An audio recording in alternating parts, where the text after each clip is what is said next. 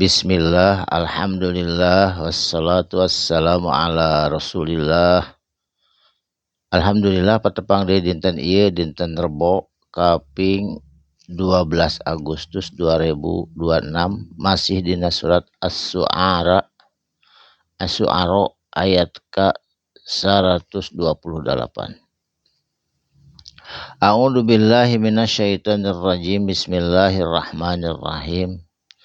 Atabnuna bikulli ri'in. Atabnuna naha anjeun make ngabangun. Saur Nabi Hud ka kaumna nyaeta kaum Ad. Bikulli ri'in di saban-saban tempat anu luhur tegasna pagunungan. Nyieun pilar anu gede. Nyiksa batur nyieun gawe anu teu puguh paedahna. Ayatan eta teh ayat atawa rambu-rambu pikeun maranehanana tak basuna anu sia-sia anu teu aya mangpaatna anu teu aya paedahna ngan ukur pemandangan wungkul bari nyiksa ka kaum lemah digarawe. Tah kitu Nabi Hud negur ka kaum Ad waktu harita ketika Nabi Hud atos jadi rasul, diangkat jadi rasul waktu harita.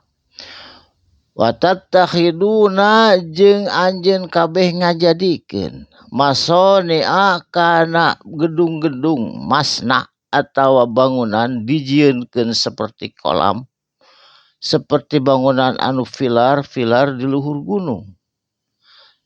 Karena yen sanyana maehna hayang naon la'allakum supaya anjeun kabeh takhluduna kekal cenah di dunia. Padahal teu aya nu kekal kajian ratusan tahun oge anger bakal maot jami. Manehanana panyangkana lamun nyeun pilar-pilar kitu bakal umur teh panjang leuwih ti 1000 tahun. Padahal eta mah kahayangna wungkul kaum Ad waktos harita. Saterasna.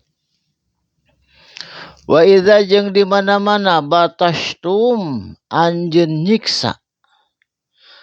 Mun aya kasalahan batur anu keur digawe anu teu bener gawena atawa salah. Batastum hobba jabbarina.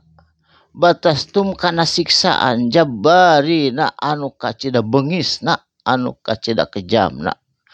Ka umatna Nabi Hud waktu harita kaum Ad. Jadi kaum Ad mah kejam.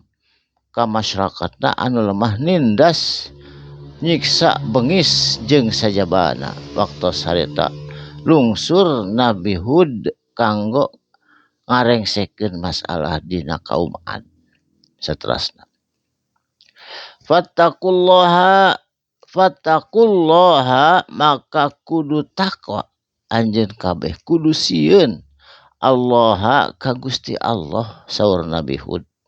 Wa ati'uni jeung kudu taat ka kami ka kuring dina ajaran ieu nu dibawa ku kuring ti Allah Subhanahu wa taala saur Nabi Hud ka rakyatna tegasna kaum Ad. Saterasna. Wattaqu jeung kudu sieun anjeun kudu taat anjeun kudu patuh atawa takwa anjeun allazi kazat anu amaddakum tos nganugrahkeun ka anjeun tos manjangkeun umur ka anjeun waktu sarita mah tepi ka ratusan tahun umurna teh bima tina naon perkara ta'lamuna anu ku anjeun dikanyahokeun anu anjeun apal. Amaddakum nyaeta anugerah umur panjang pikeun jalma-jalma waktu harita kaum Ad kaumna Nabi Hud. Sareng anjeunna teh dibere rezeki anu berlimpah kalayan umur panjang bari sehat dedeg sampe rupa hade gararanteng kana resep. Naon deui anugerah Allah waktu harita deuki ka ayeuna saresna mah. Bi an'ami tina binatang peliharaan binatang ternak domba sapi kuda jeung sajabana eta binatang ternak teh luyuh layah seueur kaum Ad waktu saita. Wa banina jeung anak-anak anu seueur anu karasep anu gareulis waktu saita deres seueur budakna kaum Ad teh renei. Naon deui anugerah Allah wa jannatin jeung pirang-pirang kebun anu hejo ngemploh anu subur makmur loh jinawi.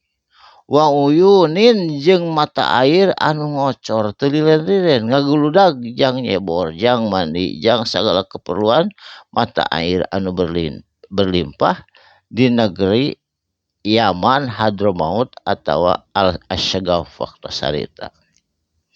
Lamun anjeun tetep ingkar, tetep ngabangkang atau nempi kufur ke Allah, saur Nabi Hud, ini sanyana kami, sanyana kuring saur Nabi Hud, akhofu sieun kuring, alaikum ditimpakeun ka anjeun, azaba kana siksa atau azab yaumin adim dina poe anu kacida gedena nyata siksaan anu ageng. Jadi manehanana henteu syukuran tina nikmat, resepna hura-hura bari ingkar, kalayan ngabaekeun kana perintah Nabi Hud anu dicanak ajaran ti Allah Subhanahu wa taala. Marahanana teh kitu we hura-hura rumasa luyuh layah loh jinawi reaketan waktu harita. Barakallahu li wa lakum, mugi aya manfaatna, mugi urang kalebet jami jamaah anu tiasa syukuran ka Allah Subhanahu wa taala. Shadaqallahul azim. Wassalamu alaikum warahmatullahi wabarakatuh.